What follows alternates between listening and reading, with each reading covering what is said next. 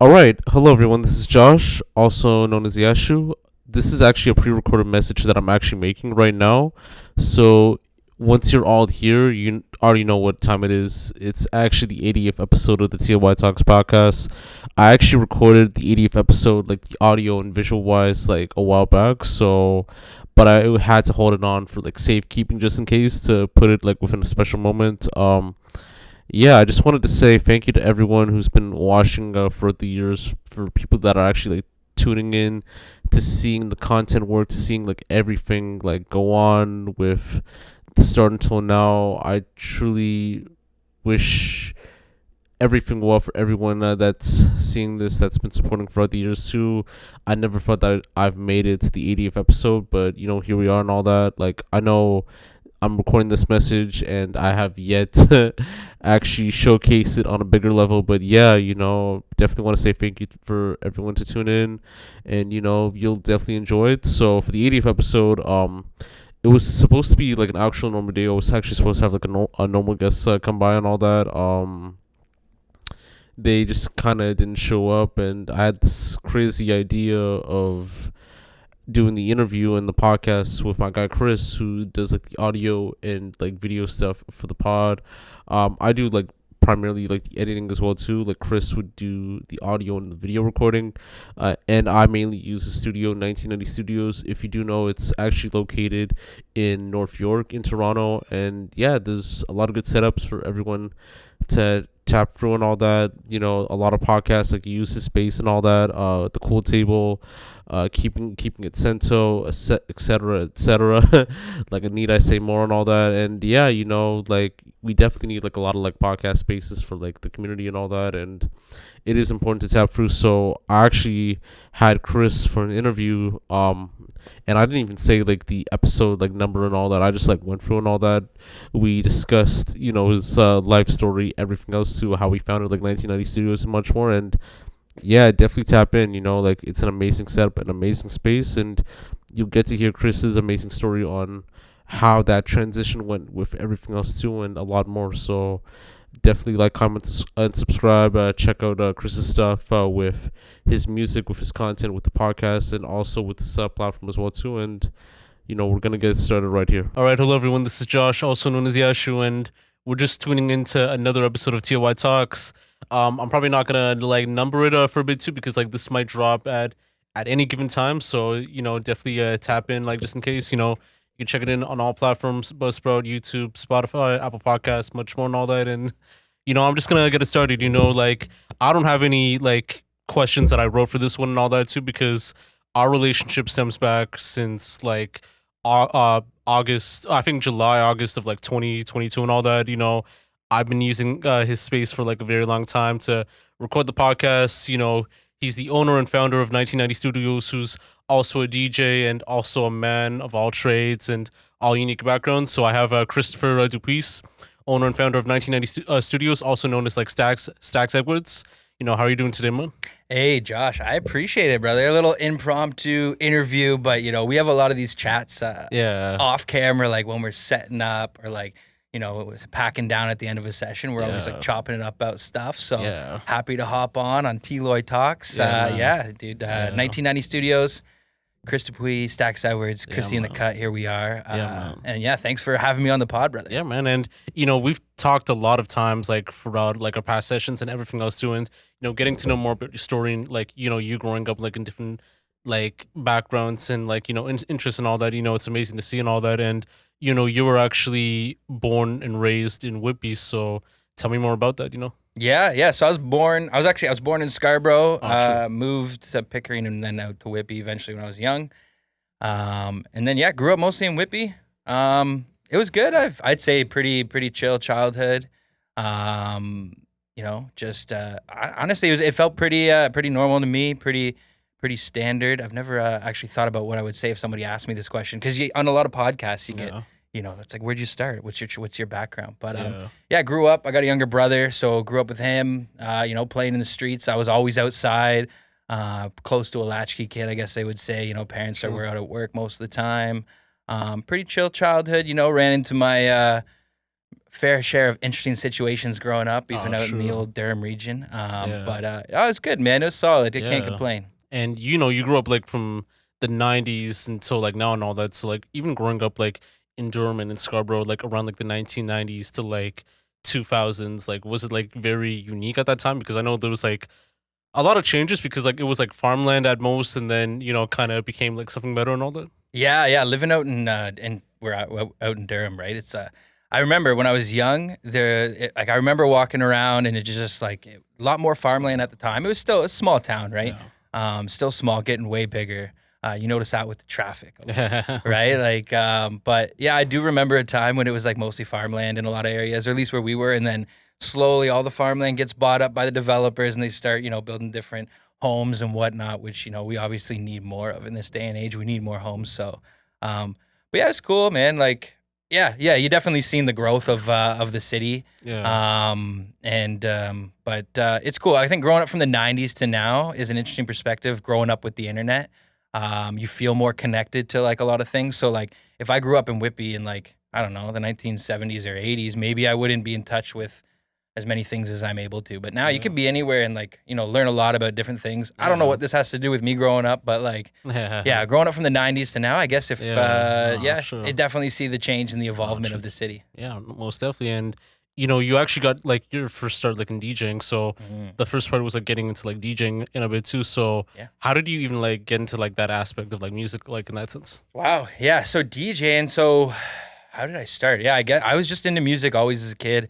In high school, here and there, you write little raps or whatever. True. I think everyone did that if you're into like hip hop and stuff.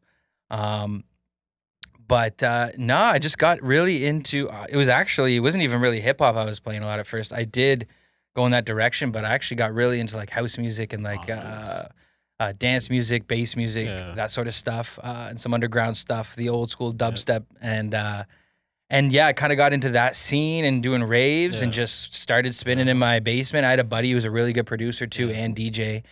Shout out Ryan. And we'd go watch him play because he was a musician, and then he got into electronic music and then started making it and DJing. And I was super into it and super obsessed. And then like I wanted to start DJing. So I go over, hang out with him, show me a couple little things. My cousin Brad, who I actually interviewed, he's a DJ as well. Oh, nice. And I'm still cheesed because he's got my parents' old record collection. They gave it to him before I was born. I was like, yo, you didn't realize like down the road, I would have liked it. Yeah. But so I got into it, following kind of his footstep. My buddy Ryan wanted to get behind there, learn it. Eventually, he was doing a party in Whitby called Digital Thursdays with his other DJ, Sligo. So it was Ditherco and Sligo, these two DJs, throwing these little dubstep dance party nights in Whitby at the small club, small bar, pub, Jimmy O'Toole's. Oh, nice. And they started, okay, we want to book openers and stuff like that. And then we were all cool. So I started DJing with a buddy of mine who was really into the music as well. Similar background. We weren't musicians. And then we kind of came together, started just DJing for fun, parties, our friends, our house, wherever. And then my buddy's like, oh, come open for us one night. And then that was like it. Once we opened it and we played at an event, it was like, all right, how do we do this regularly? And then it went from doing those events here and there, trying to get booked on other stuff, putting mixes out. And then I actually hit up a club, Green Bottle, which is no longer around. It had a bunch of different names. Yeah. Got in there and started a party, went there. Yeah. Talked to the owner, figured out, we could do a party here on this date, blah, blah, blah. Met the local house DJ that was there. He had like Saturday nights. They were looking for a Friday night guy. Or they were looking for a Saturday night guy. He did Thursdays and Fridays, and they wanted a new Saturday night guy. So me and then my buddy went in there, talked to him, said, we could bring this. We could get these people out. We did that thing for a while, and then it just kept evolving where eventually our biggest party that we got to play. So yeah, it started there. Eventually we started doing other events. Went to, eventually I was DJing at Oshawa Music Hall, working with Party Central. Oh, nice. They were in Durham College. He was the guy, Skylar, he was promoting back then. Yeah, no. And then through those parties, we had a Friday night residency at the music hall when I was in college. And we even got to we would take trips down to Government, if people remember that spot. Oh, yeah, we would do monthly bus parties, and he would book us to DJ, and we'd go down, we had one of the rooms, and it was a lot of fun back then. That was all the college days. So, yeah, no, I know what you mean. And I mean, the nightlife scene, like around that era, it was like very interesting too, because like that's when EDM like first started to rise more with popularity with pop music, everything like that too. But like there were like pop artists, like even infusing EDM in their music. Like if like that, like late 2000s, early 2010s era, like Usher was doing it, Pitbull was doing it, Jennifer Lopez, and then like it all stemmed from the underground with the likes of like Dead Mouse and like Millennium and all that, and I think like Timmy Trumpet and like all those other people too and all that. So like how was like that era like even growing up, just like to witness like the whole like nightlife scene and like EDM like as whole. It was cool. I will say, not to, I don't want to be like, oh, you're a hipster snob, but like, I was definitely more into like the underground stuff. Like, I liked just like the grimier, dirtier, like, like just the classic house music, or like, more like chill dubstep, a lot of like just thick bass lines, stuff that you really feel, rather than like the loud festival party anthems that was like huge at the time, influenced stuff like Nicki Minaj's Starships, right? Like that kind of, crazy sound of like EDM. So EDM really, it was cool being like, oh, I'm kind of like, I was in like a different pocket. I always felt like I did a lot of events where we playing like what I would call like top 40 EDM, like that sort of stuff. Like that's what they wanted, right? But I was always trying to. So I actually got into producing, been making beats for years now. But I was always going away from that sound. It was cool to see, but it wasn't like the like perfect like example of like the sounds that I was pushing, or that I was like really in love with, or really like in tune with, but it was cool to see the influence of like an underground side. Like even like with Skrillex, like I like Skrillex a lot, in the dubstep scene. He got a lot of hate for a while because he kind of brought it and Americanized it in a lot of ways with the way that the sound is. Like dubstep comes a lot from like dub, like from reggae. There's a lot of influence in it. It's actually started from like two-step garage kind of UK style stuff. And that was like, very like melodic and like just kind of like trance style, like bass lines that were just like, kind of looped, and it would just like kind of take you on this journey and you feel it, and it was like a lot of low end sounds. And then Skrillex and all them actually brought it in where they kind of added all this like, kind of Americanized it, this festival stuff. Really cool. Definitely put a whole new twist on it. But it was cool. I was going to say, I remember when Skrillex and Dead Mouse, they did like, what was it, the Grammys that one year? And I was like, oh, that's kind of neat. Someone from like the area that I'm working in is like on like the main stage.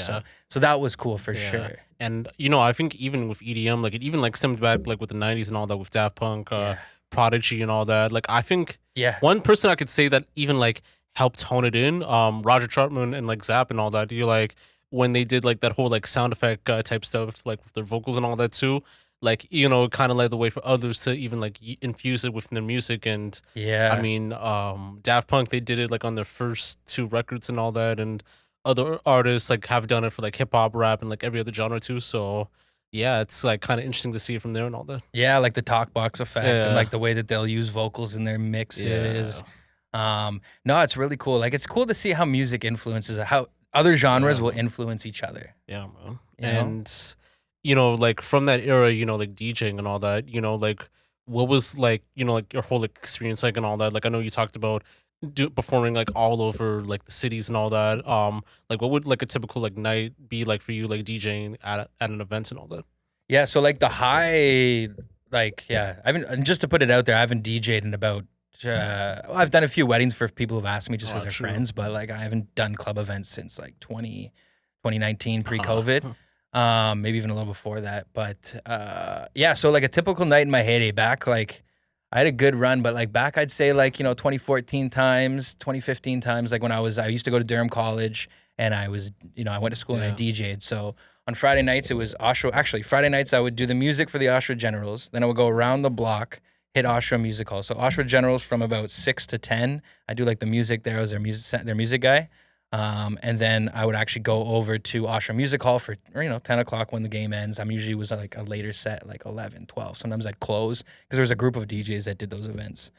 So my typical night, I go there on a Friday, 10 o'clock, go around the corner over to Oshawa Music Hall, kind of post up, go over to the green room, drop my stuff off, feel the vibe of the room depending on what my set is. Might have a couple drinks. We'll see. I was in college those days too, so probably a little less responsible than I would be now. But we always had a good time and made it work. So that was like my typical Friday would be just Oshawa Generals, running the music, go to the music hall after, do my set there for an hour, whenever it was. Sometimes hang out after because it was usually, a lot of people I knew, and it was a lot of people from from Durham College and whatnot. And then Saturdays, if I booked another gig, I would be playing that gig. So we'd be doing other local gigs in the GTA or in Toronto. Pick up little opening gigs. You know, as you start to get into the network, at least back then, I'm sure it's always similar, right? You just make different friends and you make different people that you know, like other promoters or other DJs, and then you build a relationship. Oh, I got an event here, like, or you know, then they'd hit you up. All just networking, but my typical was Friday nights. I do that. Oshawa Generals, Oshawa Music Hall, and then if I got a gig Saturday night, I go do that. And then occasionally a Thursday gig here and there. Not a lot. By that time, Digital Thursdays had shut down. They weren't running those parties anymore, so it was more on yeah, but it was pretty busy. It was pretty fun. Yeah, 100% too. And I mean, I went to UIT like also like in 2014 to 2018. We talked about that. Yeah. Like in our past conversations, and you know, like I remembered like how like everyone was like pretty much into like EDM at that time too. I remembered I think the first year we had like Above and Beyond, and I think some other artists too and all that. I have to figure out, but yeah, like I remember like how everyone was like so into EDM and all that. Yeah. Just like with the events, like EB Taylor's and all that, and like all those like other venues, and then it kind of like shifted like later on. Like I know like 2015, we had like another person who got, I think some other person, but I don't even remember. But yeah, like just like seeing it from there, like how do you even like feel about like that whole change within EDM and like music so far and all that? Well, I mean, this is gonna sound super, I don't know, probably hipster, but like I just hate the term like EDM. Not I hate it, Yeah. but it's just like electronic dance music. But it's like all music's danceable. Like a lot of the music you make, it's obviously made through electronics nowadays, you know. Yeah, no. But I guess it's just the term that they gave. But sorry, what was the question again, bro? Like how did you like even like feel about like this whole change? You know, with like not only just EDM, but like in music, like in general and all that, you know. Yeah, sorry about that. No, it's cool. I think like anything, everything evolves, man. Like you know, you got to kind of go with the times and like see what influences you. People, I think it's good, right? You always want people pushing the boundaries, trying to make new sounds, incorporate different stuff. And I think at this day and age, which is cool, is we also have this back catalog of music to listen to and inspire us, that we can like pull different feelings, textures, or sounds from it into like incorporate into like new music. So I think that's what, you know, you see a lot of producers doing. Actually, you see a lot of that, especially in like the drill, how all the sampling nowadays, like they're pulling from old stuff. So specifically with the influence of dance music, electronic music over the years, it's definitely cool to see. I still love my old school boom bap and hip hop and, you know, that kind of feel. But like it is cool. You know, I'm not super into a lot of like the heavy EDM stuff anymore. I do like, I guess I shouldn't say heavy. I'm not into like the kind of the poppier EDM stuff. I definitely like, I'm not really above and beyond fan, that kind of stuff. I definitely am more of like, I like rage music, you know, I like heavy stuff. So I listen to a lot of like drum and bass, for instance, stuff like that. Which you do actually, I've been hearing a lot of influence in it. Pink Pantheress, right? She uses some kind of drum and bass stuff in her music, which is cool to see. You see that a lot with the UK artists. They incorporate a lot more of like dance music pieces, whether it's like incorporating house music, drum and bass, even some dub, stuff like that. But I think it's cool. I think all genres can influence each other. But yeah, it's neat. It's neat. We got to keep pushing the bounds, right? I think people are getting hungry for new sounds and stuff, and they want like, you know, something that's different. Yeah, no, for sure. You know, like I was like, you know, like listening to Drake, you know, within the past couple of days, and like I was listening to like a lot of like the old stuff, like Marvin's Room and all that, and like, you know, drama with like Roy Woods and all that too. And like I remembered like that whole like unique production sound where it felt like, you know, like a haze and all that, like a cloudy haze. Yeah, like it's now being influenced more within like lo-fi music, more within like cloud R&B and all that too. Like even with other artists too, with like Summer Walker, with like Black, with like Bryson Tiller, like all those people too. So it is interesting to see like where like those influences come from, and like how it changes that whole sound in Mecca like over time and all that. So yeah, man. Yeah. I like I see, the thing with me is I like, how would I say this? I like when there's like a little dirt on the sound. You know, I like that little bit of dust on it. Like, you know, not too shiny, gives it a cool feeling. You know, like I was listening to a big Nirvana fan, and I forget which interview it was, but some guy was being interviewed. They're talking about Nirvana, talking about Kurt, and just like, and they're in the studio, and like they have the multi-track up, and I guess they're like pulling down the music and like just playing his vocals and putting it with the vocals, and like conventionally his voice is like, not a conventionally amazing voice, right? Like he's not hitting every levels, but the emotion and the tone that he gets from it mixed with like the music that he makes kind of really brought together this cool, unique sound. So I like some dusty kind of like, hazy music, as you'd say, So I'm down for more of that, less shine, bring in like the real sounds. I think a lot of ways, this has just popped in my head. Sorry if I'm rambling. But nowadays with music being so obtainable and people making music on their computer and grabbing sample packs and just grabbing stuff, like it's already like so produced. Sometimes like I want like an underproduced sound is cool. Like a little more grimy, a little more raw. But I mean, it's all for whatever you're trying to make. 100% too. And, to kind of like did the like whole like music topic for a bit too, I want to speak more on like how you like even like got into like podcasting and like even like running like a studio, like 1990 Studios and all that. Yeah.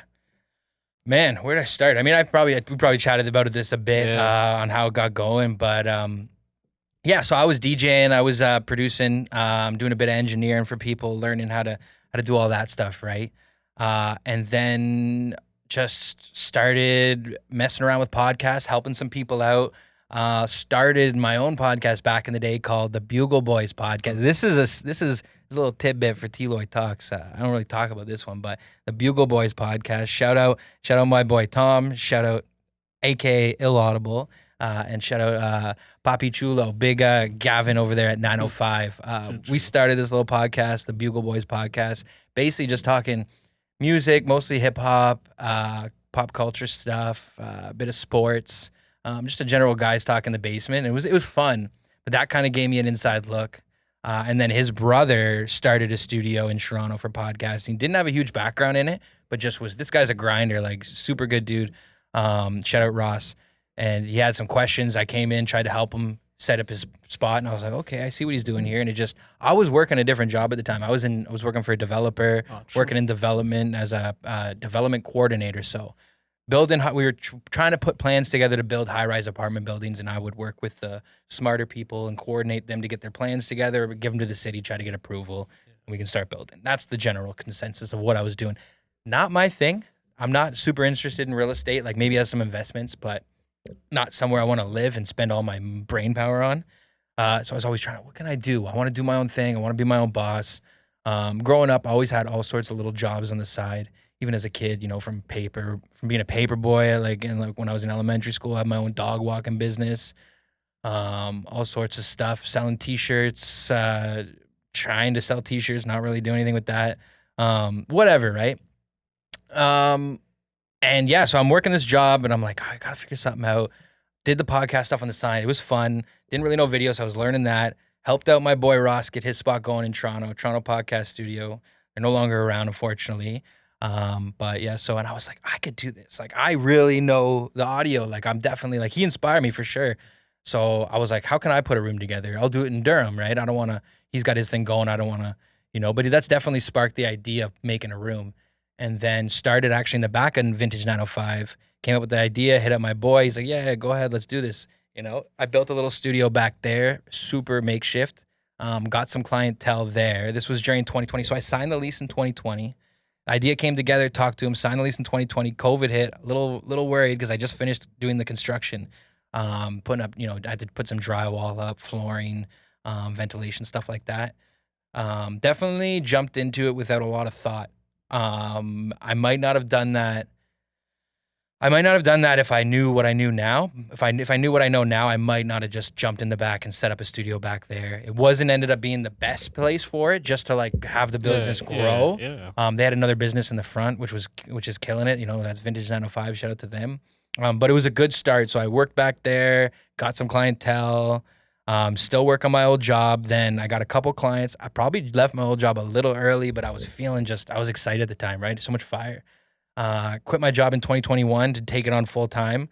And literally in June 2021, I was like, quit my job, and I was working in the studio every day at that point. So I was really in the room, and I was like, this is not the spot for it. Like, I don't even enjoy marketing it or advertising it because it had a weird entrance in the back. Just little things that wasn't perfect for a studio, great for other things. And I made the decision, like, all right, we got to go check out Toronto. And that's when I found the Avenue Road spot. So 2021, quit my job. Then I decided I got to move studios. So, squeeze together all the dollars I have, figure it out, get the new studio at the end of 2021, and then we were there until the end of 2023. It ended up being 2 full years. Yeah. And then came here, but it was definitely like it happened slow, and then next thing you know, I'm here. Some days I'm like, how the heck did I get here? Yeah, no, but we still have a lot of work to do. Yeah, no, for sure. Were you like someone that was like a big fan of like podcasts? Like growing up and all that too, and all that. Like I know you talked about the Beagle Boys and all that, and like even from the studio at Vintage 905, and like building it all the way for here and all that. But what were like some podcasts like you kind of like grew up like listening to and like that are still watching like today and all that? Yeah, oh, absolutely. I was a big podcast guy. So when I found podcasts, probably like, so I was listening to Joe Rogan here and there in college. And then around 2015, I really got into like 2015, when I started the job at my old job. Yeah. I really got into podcasts because I was working by my computer, bored shitless, man. I'm not a guy who can sit. I was doing like I started at accounts payable before I got to the development side. Can't sit there, do Excel's invoices, so mind numbing. I had to find stuff to listen to. First it was music, and then eventually I found, I got back, I was like, oh, the Rogan podcasts. And Joe Budden was a big one back then. So the Joe Budden podcast with the original cast, actually the original. Like I remember listening to the early apps with Marissa, Rory, and Joe. And then when Marissa left, bringing in Maul. So yeah, I was like running those podcasts. One Ep was another one I was listening to a lot. Sure. One Ep? I think so. Like I know, like there's like the Combat Jack one and all that, and then Combat Jack was one. Rosenberg, and I think Andrew Schultz and all that, and like One Ep was Rosenberg and Cypher Sounds. Oh, true. So they did their podcast. I think it was audio only. At least I was only listening on audio back then. But they were few and far between because they ended up. I think they ended up stopping. They're not doing it anymore. I don't think. I thought they might have been bringing it back, but yeah, Joe Budden, Joe Rogan. So got the Joes on lock, and then you find other ones. Yeah. No, those are probably the two main ones I was actually rocking like consistently back then, and they were consistent. Yeah, no, for sure.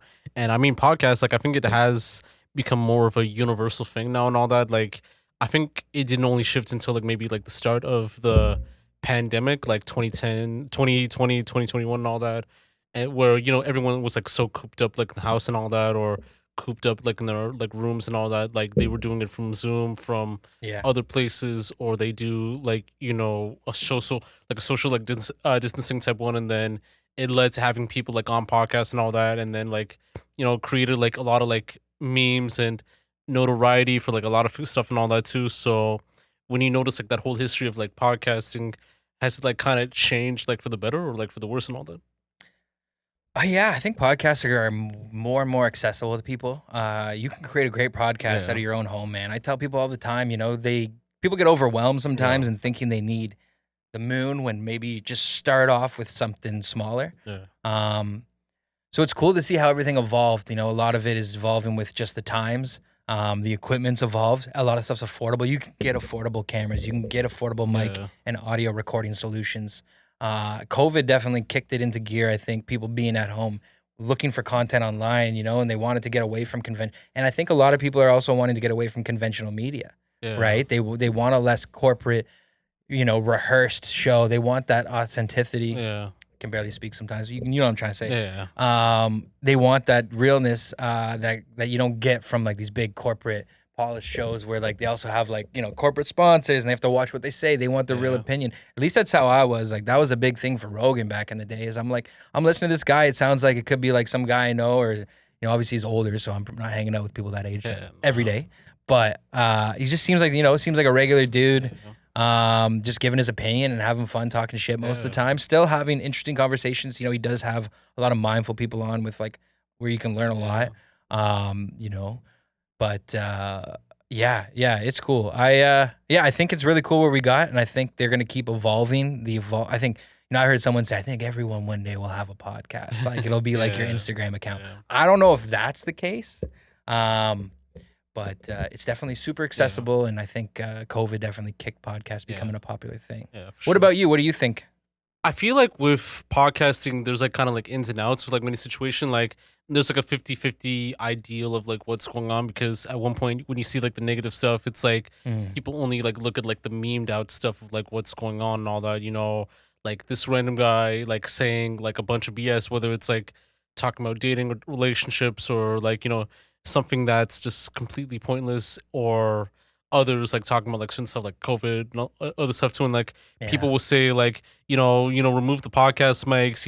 Why do these like people like have a podcast and all that too and all that, like go get a job. Like men used to like fight in the war and all that, and then like the other side, you have like a totally different aspect of the idea of podcasting, because like people will like speak on a variety of topics that they learn like a lot and all that. Like with Joe Rogan, like he has like different people like over like all the time, like Neil deGrasse Tyson and like Mike Tyson as well too, Edward Snowden, like Wiz Khalifa, like Bernie Sanders and all that too. And sometimes it could be like very educational.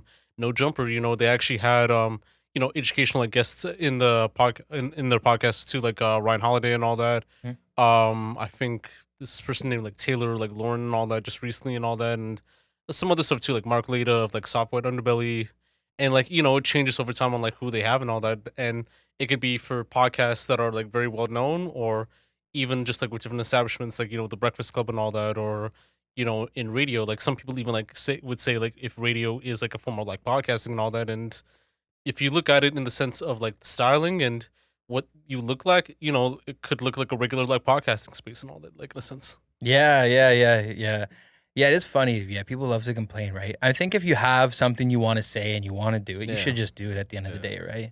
Like if it works out, it works out. But like if you really have a calling to like want to do a podcast, want to do some sort of content, like you what's the harm in just trying it out? But a lot of people who I get it, because like we all see certain stuff that doesn't align with us or doesn't really not really our vibe, and I'm like, why? Like you get that feeling. I try to get myself out of it. I'm like, you know what? Like they like it, they have an audience for it. That's amazing. People should be able to do what they want to do. Yeah, no. But part of me, I get when people say it, I'm like, yeah, you're right. Maybe people shouldn't have a podcast. Yeah. But no, I think everyone should try it. I think if it's something you really want to do, you live once, and if it's something you actually think you want to do and you feel, don't go into it. I always like tell people, like when people come and they want to start a podcast, if they're super passionate about it, I think it's going to go a lot better because they're going to have fun while doing it. They're not going to overthink it. Sometimes you get certain personalities come in, and I get it. We all want to make money at the end of the day. It does cost money to produce a podcast in a studio like this. But they're like, how do we start making money? How do we? And I'm like, definitely something to like keep in the back of your mind, like for like the long road. But like at first, unless you have a following somewhere that you can bring your audience over, you're not going to really be able to make a lot of money off of it, right? You got to start building an audience so you can get sponsors. You can start bringing in some money that way, or through like YouTube, you get the you can start monetizing your videos through advertising. But really, sponsorship's the best way to start. I think for new podcasts, I always tell them just to find like a local business or somebody you can work with, maybe even interview them and then build a relationship off that. It's good for your content. It's good promotion for the business. Yeah, maybe they want to give back. Maybe it's a drink sponsor and you work with this local company and they donate the water for your show. Yeah. Little things like that you can start. But I say people don't come in if you're trying to try to just, I'm here only to make money. Like for you, Josh, like obviously one day you're like, yeah, I want to eat off this. This is what I want to do as a career. And like, that's evident with the work that you put in. Yeah. But like behind that, the initial flame of this, the initial spark, passion, right? Yeah. It's the dream, like it's obviously like something that you want to do and all that. Like the reason why, like I kind of started like all this stuff the way I am, like, it's like, I've seen like stuff like growing up, like, I was like listening to music and like taking in like these like elements of like mainstream pop culture and like everything else since I was a kid and all that, and it's like something that, hey, maybe I want to do it like in some way, shape, or form and all that too, and like just like take it on from there. Like I remembered, I think I was like writing like this paper or something like that, and it's like what's like one thing that you want to do with what you've like studied and learned, and it's like like work in like the entertainment industry in like some way, shape, or form, whether it's like with writing, whether it's like creating content, whether it's because initially, like when I first started, like even being in that whole entertainment aspect, I wanted to make music and all that, like rap and all that. Like I used to be like a little bit of a rapper, like 2014, 2015 and all that. And then see, that's what I'm saying. Everyone back in high school, you wrote a little something. Yeah. And then I just realized, hey, probably didn't work out, and like I tried doing other stuff, like like learning how to DJ and all that. And like I only did it with like the whole like like audio sound system, like online and all that. Virtual DJ? Yeah, like some virtual DJ type stuff and all that. I have like some mixes on like SoundCloud and like DatPiff and all that too, but like I don't really do it anymore and all that. And then when I studied communications at UIT and all that, like I remembered, like, hey, like you learn like a lot about media, like learning about the CRTC and all that, learning about television, learning about like, because I took a Canadian media class and basically it was like learning about like the idea and aspect of Canadian media, like the CRTC, like the amount of coverage like needed for certain stuff and all that. And like it led on to me learning about like work in the information age, like digital media and all that, like what's going on in the media industry and like, hey, maybe I could do something like related to this, like work at Complex and all that type of stuff too. And then I think like later on, like I remembered my graduation, like I got like a camera as like a gift and all that. Like that's why being called like Lens of Yashu, and it's like, hey, maybe capitalize it in like some way, shape, or form. And I was going to like a lot of like concerts, like a lot and all that. And basically, I was like trying my best to see what I could do to be a photographer or like be some more like helping like the concert and all that. And that's like kind of like a way to even make like connections, like networking and all that too. And like it did work. Yeah.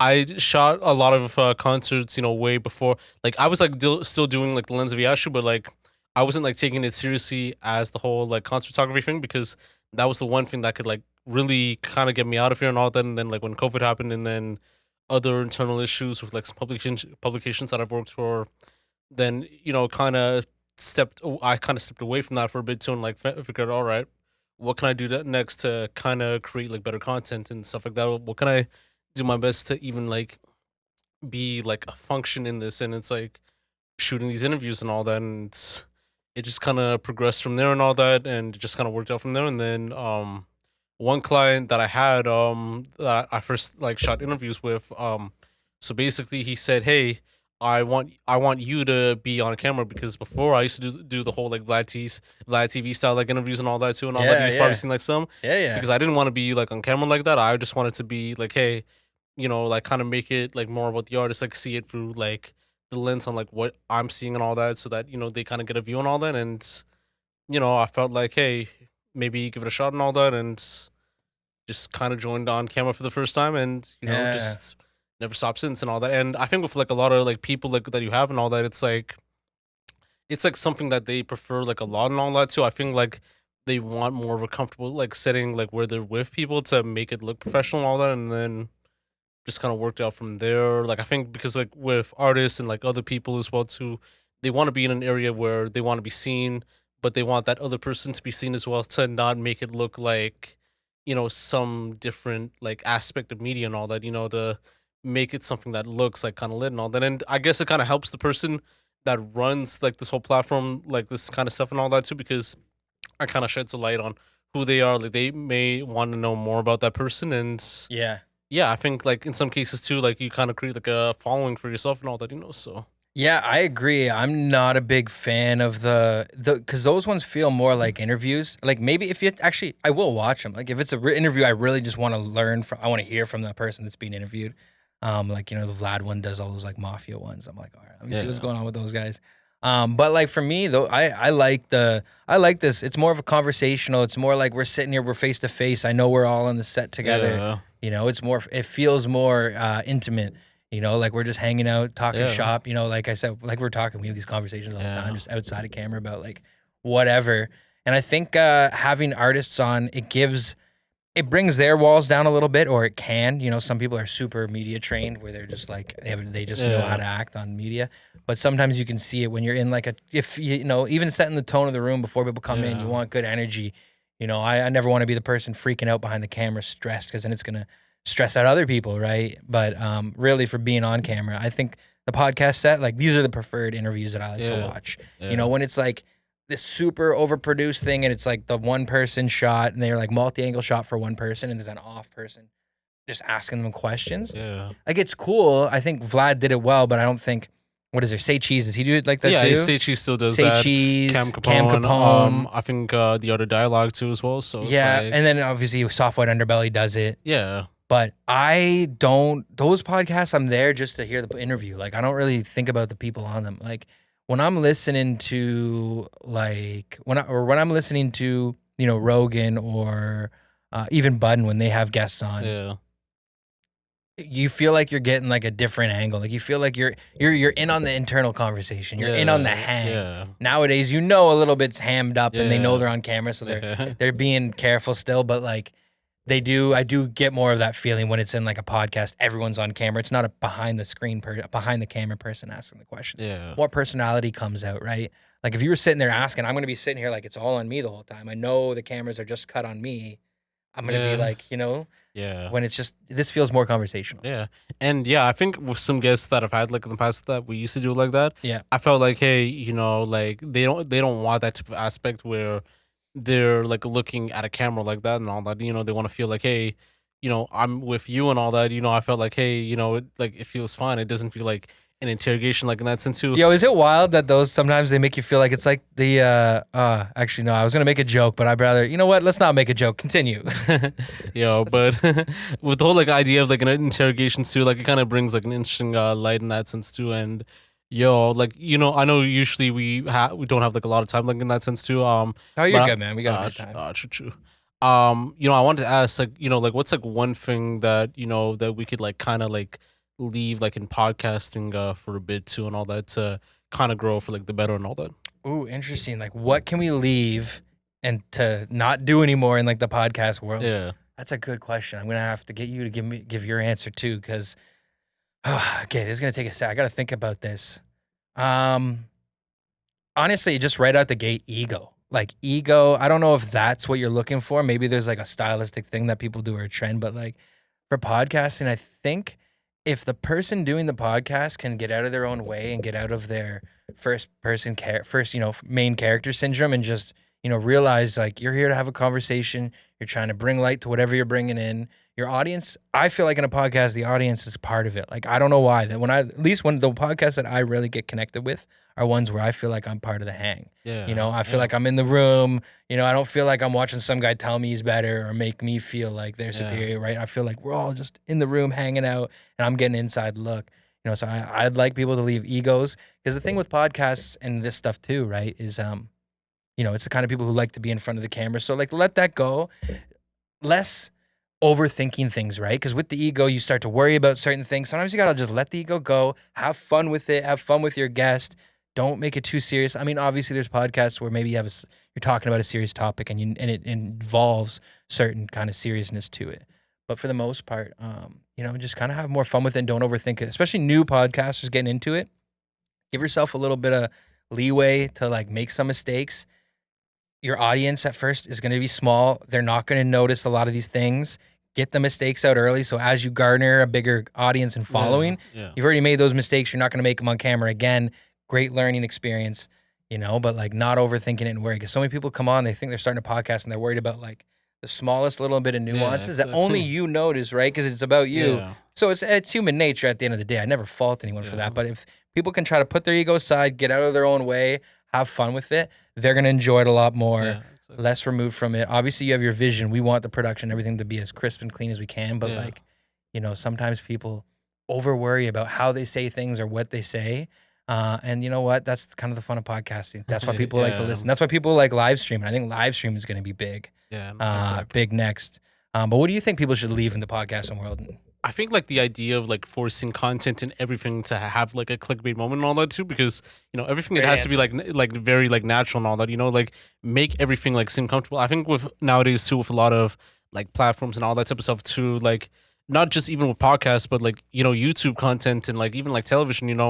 They're trying to force like content that no one really wants to watch like that and all that. But like they're doing that because they see like another person like recreating that same content and all that. Yeah. Bringing like the same guests like on a different thing and all that too. Like I know with maybe it's just like me and all that too. Like I know like with some platforms, they'll try to like interchange with like different like guests like all the time and all that. Vlad with Art of Dialogue with like all this other type of stuff too, or like Joe Rogan with like Viovon and all that type of stuff too.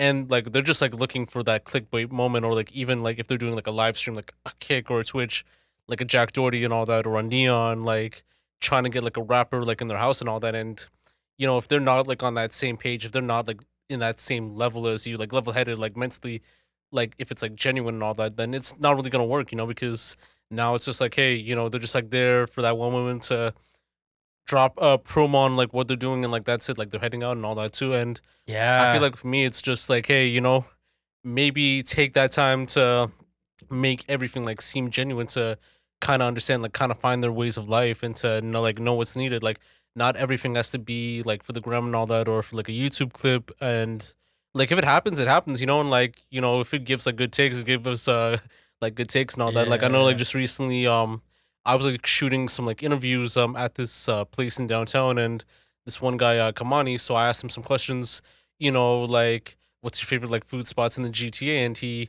gave a bunch, and then like he talked about the aspect of like Caribbean food like in general and all that, and just the restaurants like, in the GTA so far, and like I feel like it brought like a lot of like reception and all that too, because like a lot of people can give in their takes and like what they see and all that, like comments, like give their viewpoints, and it just kind of works out from there, and then it kind of creates a dialogue where people tend to discuss more to find out like what they like, what they don't like, and what can improve, and it kind of works out from there and all that, so yeah.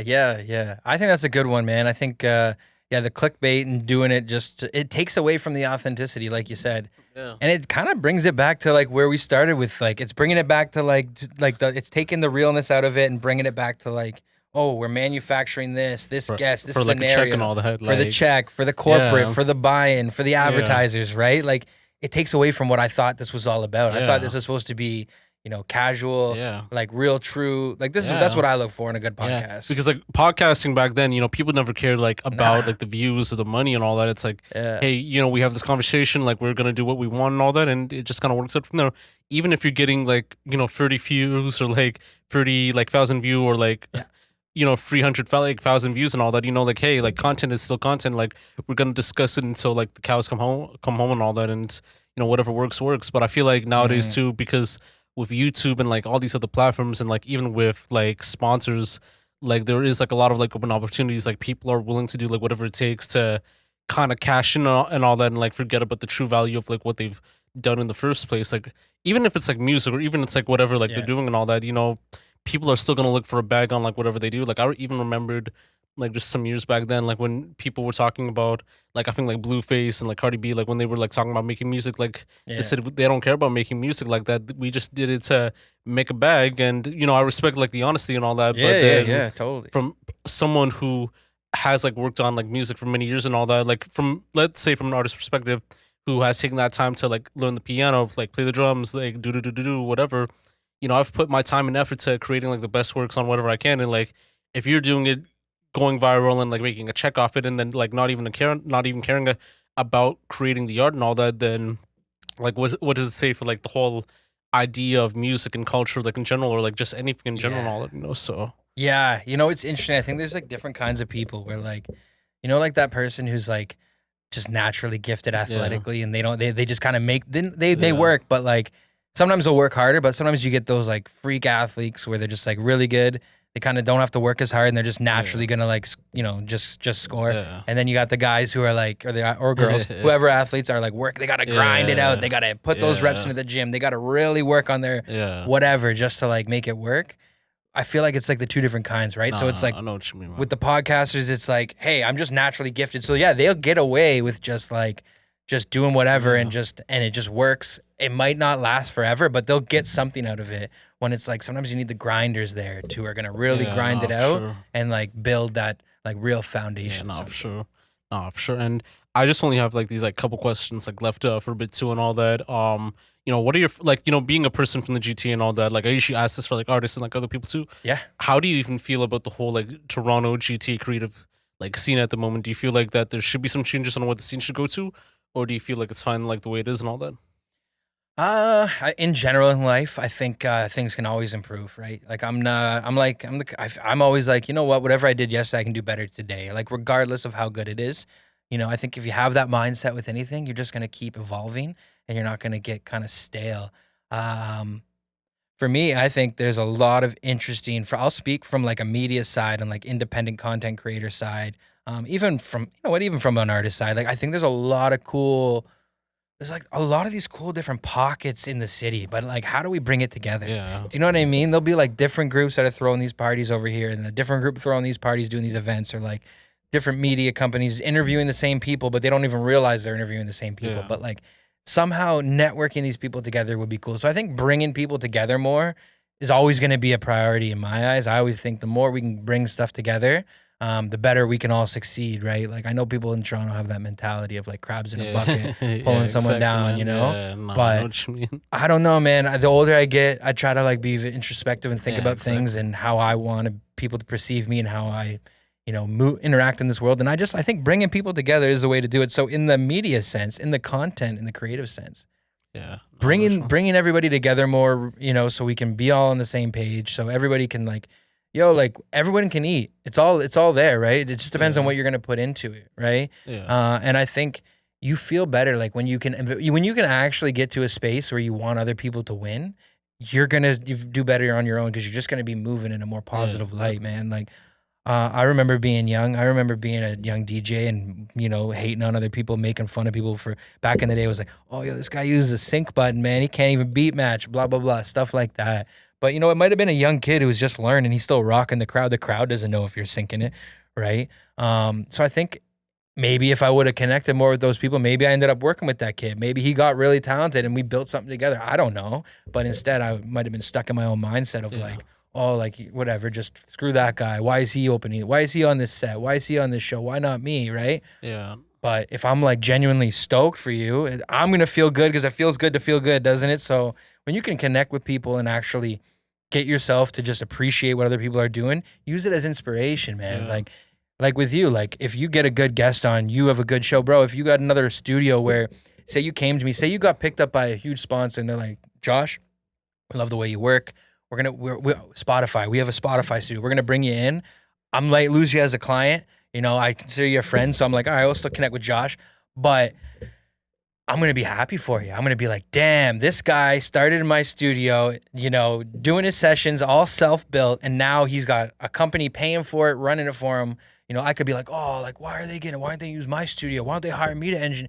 But instead, if I'm just genuinely happy for you, it feels good to feel happy, doesn't it? 100%. Right? So I want to see people win, man. It's just, that excites me. It took me a while to get there, and a lot of people are not there yet. I'm also 33, turning 34 soon. Don't want to age myself. Yeah. But when you can actually genuinely get to that point, man, it feels good, dude. Like I love seeing people succeed. So I think in general, if the city can bring the artists together and realize, yo, we're all on the same page, man.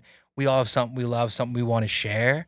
Let's support each other and bring it together. So if some way we could connect things more, I think that'd be sick. Yeah, no, 100%. What do you think, man? I feel like... How do you feel about it? I've said this before in my versatile, like, vigilante, like, interview and all that. Like, like, with the whole scene being, like, clicky and all that, too. Like, I want to see, like, like, a lot of, like, collaborations, like, different interminglings and all that. Like, not just, like, these, like, sporadic communities where it's just, like, one group there, one group there, one group there, one group there, because... it's not going to grow like that. Like, everyone has to be together, like, in order for the city to build and all that. And, like, I've seen that in, like, a lot of, like, many things, like, with Stars Line and the Six and all that, with a lot of people, like, taking part in, like, the Remix Project and, like, other, like, collectives and all that, too. And, you do see, like, that whole, like, interconnectivity, that, like, creation of multi-talented folks and all that, and just, like, people, like, all around, like, working together. And I feel like, as you said, like, ego is like one main thing on like why people don't want to work with each other, because if they've had like some issues, or if they had like like verse like opinions about like certain people on like who they are from like the music or from other stuff too and all that, like they're gonna distance away from that person, even though that person may be a different person like in real life and all that, and like I feel like just like the aspect of coming together in community, like that's like an important thing to me, and like I do want to see that not just only with Toronto music, but with everything in Toronto in general too, because I think nowadays too, it has become like more negative and all that too, especially with, different cultures coming together and all that, like different companies only accepting like different folks and all that too, like different programs, like all that type of stuff too. And I do want to see it like at a time where like, hey, like everyone can like come together like hand by hand, like kumbaya type style, like not to make it like in a certain way and all that, but like more like, hey, let's get together, like let's build the city to be an amazing part of like what it was like back then and all that, and just make it work and all that. Like forget like this whole like idea of like capitalism and like egoism to like kind of compete like in the city. Like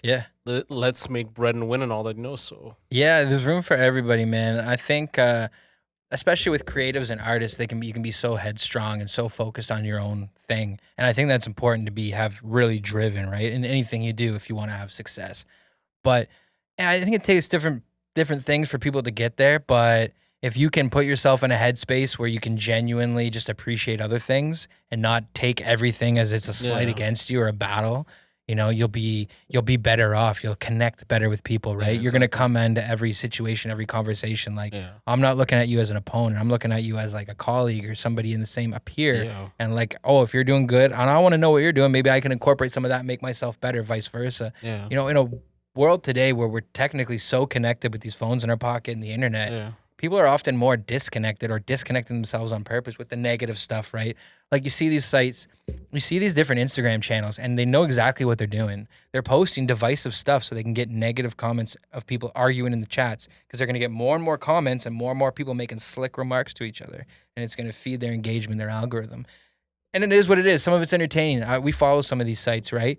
But yeah, we got to not focus on the negativity and just like stop trying to divide everybody. Like people don't realize there's a lot of entities out there that want to just divide everybody because it's either easier to be controlled, not to go tinfoil on you, but like the more divide there is, the more like the upper echelon of like, you know, governments and people can have control. When people get together and band and have like a general understanding, appreciation for each other, you kind of move in a little differently. You're not just thinking of yourself because like we're all living in the city. We're all living in a neighborhood. We're all living on a street.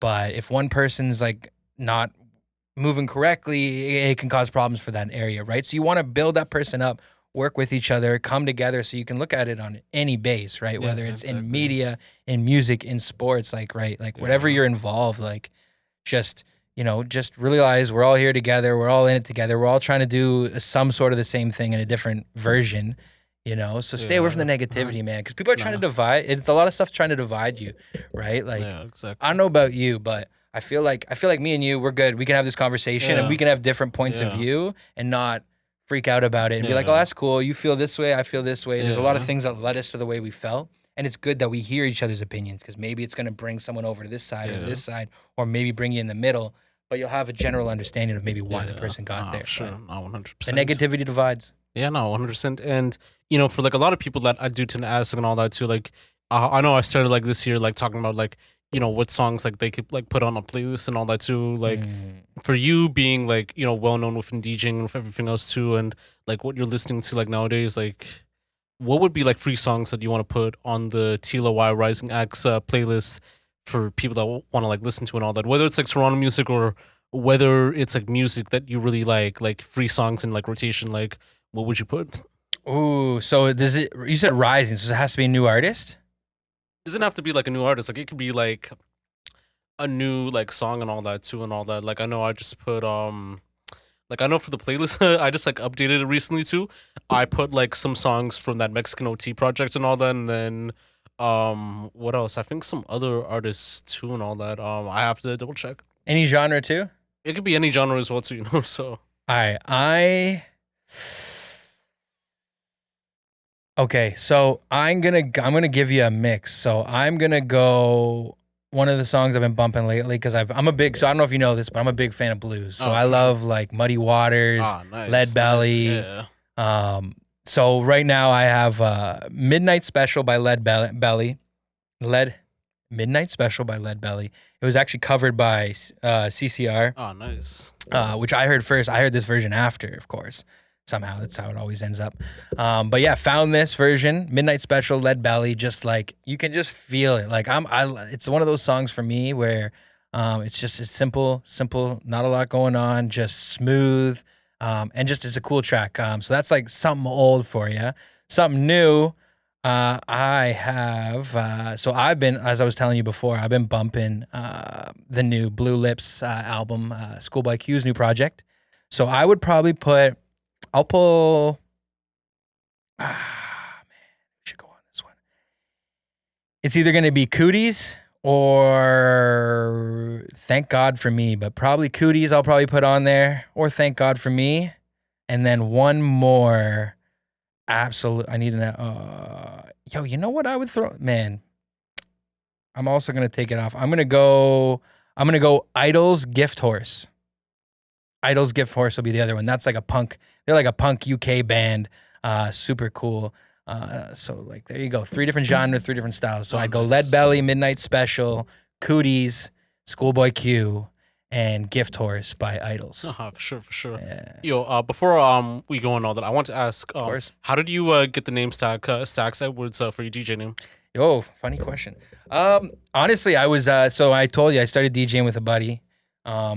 He kind of was doing his own thing and was slowing down, and I was just taking on these events. I'm like, oh damn, I need to come up with a new name for myself. Figuring it out. I'm a huge Goodfellas fan. Also a big fan of Samuel L. Jackson. And I was watching Goodfellas. I think I was watching Goodfellas that week. Just had it on in the background or whatever. And then little known, people never always forget about him, but Stacks Edwards was the character that Samuel L. Jackson played. Oh, true. He ended up getting whacked in it, so maybe not the best guy to pick. But I went with his name and just, kind of my original logo had like a rework of the Goodfellas logo with Stacks Edwards. Yeah. And I was trying to pull all those pieces in. I was like sampling that for little drops and stuff to try to make it my own. And I was just trying to come up with a name. And it kind of popped out as I was watching it. I was like, Stacks Edwards, that's cool. It kind of just stuck. So that's like the DJ producer name. I'm sure. Yeah, man. That's kind of how that came. I feel like, I'm not going to lie, with that role, like, that was like a waste of a role, like, on the whole, like, Goodfellas scene and all that. Yeah. It's like Samuel L. Jackson's, like, like a powerhouse. I know back then he wasn't as active. Like, he was, like, doing, like, any, like, role for, like, a bag and all that, too. Was that after Pulp Fiction or before? I think it was before. I think it was, like, 92 or 93. I have to double check, too. But I felt maybe like because like usually Pulp Fiction was 90s, early 90s. I have to double check actually. I think you're right. But like I think like even with a role like that, I think like someone like Michael Wright, who played Omar like in Oz, and like I think like this other character in like the Five Heartbeats and all that. I felt like he could have played that role too, because like I would see like more as like a TV based actor like taking upon that role, because you only have like 3-4 lines and all that, and like that's it. Like with Samuel L. Jackson, who's like the GOAT like in acting, I wouldn't put a role like on him and all that. Like I'd see like maybe like a Michael Wright or like a Richard T. Jones and all that, like those types of actors and all that. But like you said, that was like earlier on his career, and then Martin Scorsese, like the lineup, the lineup they had there. It's kind of like maybe that was part of it. Maybe they want like a big name actor. Sure, they had to pay more for that small role. Yeah. But like maybe you want a big actor even for that, because it's cool. It's like when you see, it's kind of like when you see like a movie and there's like a cameo where someone like super famous is in it for like 1 or 2 lines. Yeah. They don't have a big part. Yeah. It's like, oh, what the heck? That's kind of neat. Yeah. Like for me, I don't know. Yeah, and I think like I know like it kind of seems cliched and all that too. But I felt like, Al Pacino could have played Henry in like Goodfellas and all that too, like in a sense too. I think that whole trifecta of like good actors like De Niro, Pesci, and Pacino, like that could have been like goated. But I think they did that for shout out Ray Liotta, man, dude. R.I.P. R.I.P. Ray Liotta too, though. You didn't like Ray Liotta as Henry? I kind of liked his acting, but I felt like I know he did Tommy Vercetti like better and all that too, because he played the voice actor for Tommy Vercetti in like GTA Vice City and all that too. So it's like, oh shit, dude. Yeah. Oh damn. Yeah. That's gnarly. Is he really? Yeah, he did. And then I know like I think in Grand Theft Auto San Andreas, I know Samuel L. Jackson did Tenpenny, and then MCA did like Ryder and all that, and Clifton Powell, I think he did like Big Smoke and all that. I'm forgetting about this. Bison Love did like Sweet, and then this rapper named Young Melee did CJ and all that. So sick. And then I think who else? This like Spanish dude played Ricardo Diaz. I think Luis Guzman too. So who used to be like well known in acting. He played like one of like Chapa in Narcos as well too. So yeah. Yo, shout out Ray Liotta though. I could see that makes sense. It's not a bad play, but being just a Goodfellas fan, that's Henry. That's Henry. Yeah, exactly, man. Yo. But yeah. So what do you have going on next? And like, do you have any like closing remarks and all that? Going on next, man. It's funny. It's not to drag this on, but it's fun because I'm always on the other side of the camera when you ask the guest this, and I'm like, man, I should like have something ready to go. But what do I have going on next, man? Just building, just making a better space for clients, making a better studio, building the company, hopefully hiring some help to help run the company and run the studio, and just keep on improving, man. That's honestly all it is just keep on improving, try to make every day a little bit better. As wishy-washy or as whatever that sounds like, literally is like, you know what? Like, just keep pushing forward. Everything gets better every day. Work harder every day. It's just kind of just keep on improving. I never want to like get too comfortable, because then I know how I work. If I get too comfortable, I'm gonna start falling behind and slacking.